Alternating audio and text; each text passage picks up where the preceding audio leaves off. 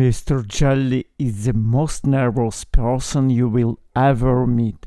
The slightest thing will send him into a panic. Even the sound of the wind and the trees will make him bolt behind the sofa, quivering and shaking in fear. So as you can imagine, it takes Mr. Jelly a long time to pluck up enough courage to go on holiday. This year, Mr. Jelly went to Sea Town.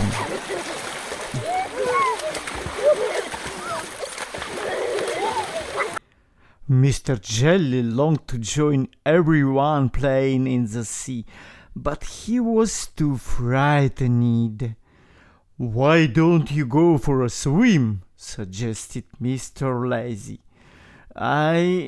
I'm too scared," admitted Mr. Jelly.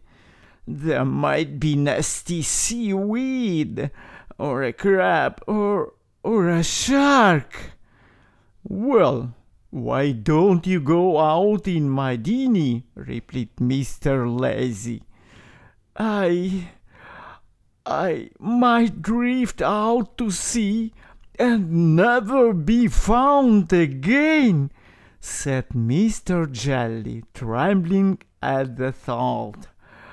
"Not you won't," said Mr. Lazy. "Not if I hold on to the rope." Mr. Jelly thought this over and decided to risk it.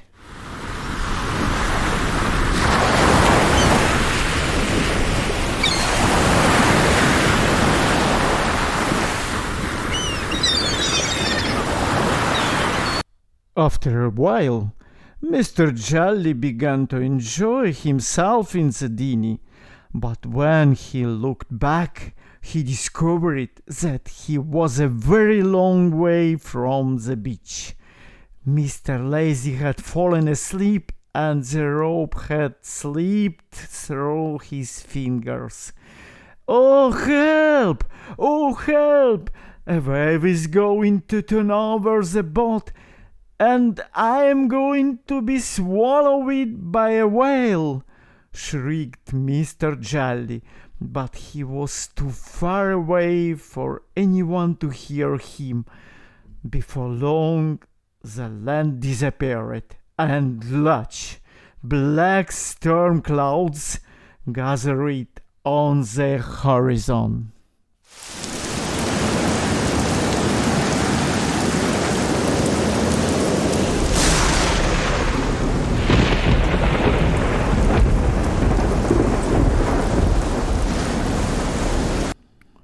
Thunder boomed and lightning crackled. The sea rose up in a great roaring mass that tossed the little dinghy from wave to wave. Mr. Jelly cowered in the bottom of the boat. "Oh, help! Oh, help!" he shrieked. "I'm going to be struck by lightning and burned to a crisp and tipped out of the boat and drowned."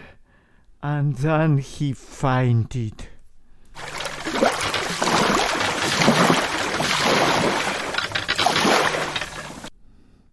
When he came to, he discovered that he had been washed up onto a teeny deserted island.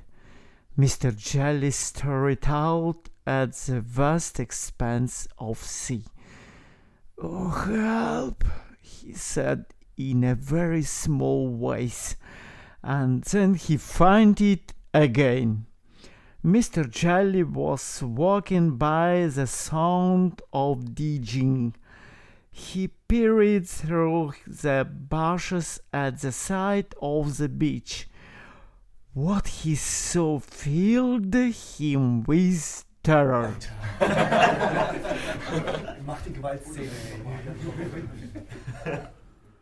Three swashbuckling, restless-looking pirates were digging up a treasure chest. Mr. Jelly knew that he must not make a sound, But the more he tried not to make a sound, the more he wobbled and trembled in fear. And the more he wobbled and trembled, the more the bushes shook and rustled. So, in a very short time, Mr. Jelly was found and sat quivering on the sand in front of the pirates. "Ha ha ha! Well, shiver my timbers, if he ain't just what we need," growled the pirate captain. "A cabin boy." The three pirates and their new cabin boy rowed out to their ship, anchored in the bay. Mr. Jelly shook and trembled and quivered in terror. The pirates, who prided themselves on their bravery, chuckled and laughed. They had never met anyone as nervous as Mr. Jelly. And over the following week, they came to realize just how nervous Mr. Jelly really was.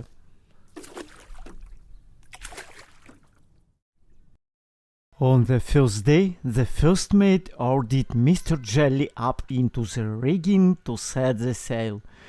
Oh help!" shrieked Mr. Jelly. "It's so high up, and I'm going to have to climb, and then I'll be even higher up, and I'll get dizzy, and I'll fall down into the sea, and I'll be eaten by a shark." And then he fainted. Likely he had only climbed 2 rugs, and the first mate caught him easily. "I'd never thought of that," murmured the first mate to himself.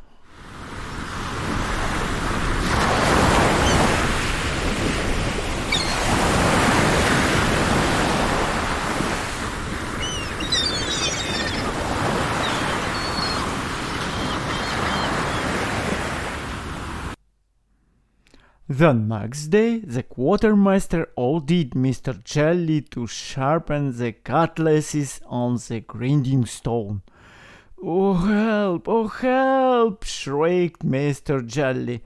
"I'll make the cutlass very sharp, and it will be so sharp that I will cut my finger, and then I'll bleed, and then he fainted. "I'd never thought of that," mumbled the quartermaster to himself.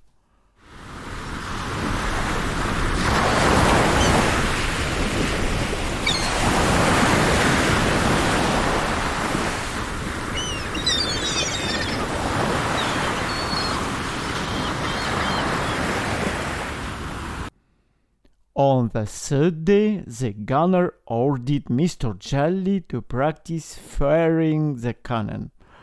Oh help!" shrieked Mr. Jelly. "I'll load the cannon and then fire the cannon, and the explosion will be so loud that I'll go deaf.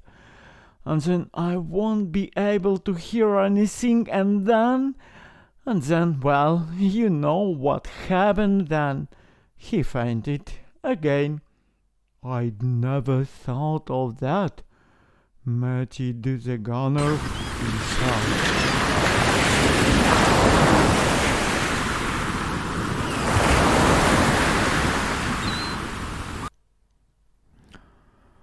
And so it continued all week. Mr. Jelly even fainted when the cook ordered him to light the stove in the gallery, because he was afraid he would set the ship on fire.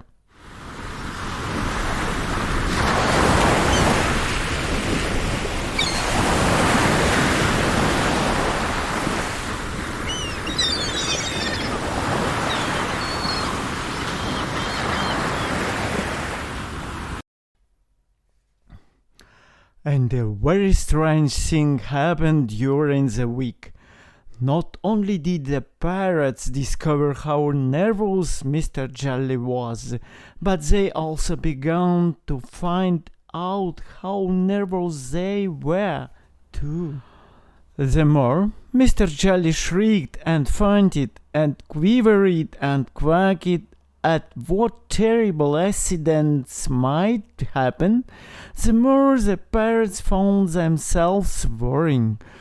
By the end of the week, the pirate captain found himself with a crew who were too scared to do anything.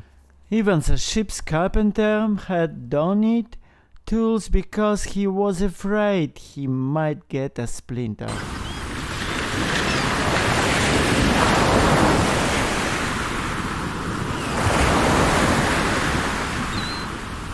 "This is hopeless," roared the captain. "How can we call ourselves pirates? That cabin boy has turned you all into scaredy cats. Mr. Jelly must walk the plank." So Mr. Jelly was pushed out onto the plank. "Oh help! Oh help!" shrieked Mr. Jelly. "Don't make me walk the plank. I'll fall into the sea and then I'll have to swim for hours and hours and then I'll get weaker and weaker and then I'll drown." "That's horrible," said the first mate. "Yeah, really nasty," agreed the quartermaster. "We can't do that," said the gunner. And the rest of the crew agreed. "That's it," cried the captain. "I give up. Do what you want."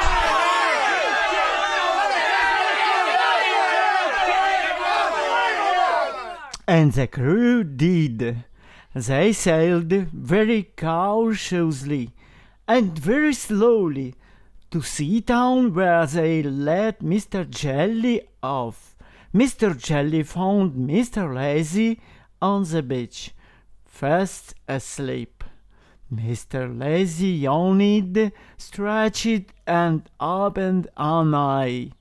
"Hello," he said sleepily. "Did you have fun?" "Sorry, I fell asleep, but here you are safe and sound." Mr. Jelly began to wobble and quiver and shake, but not in fear.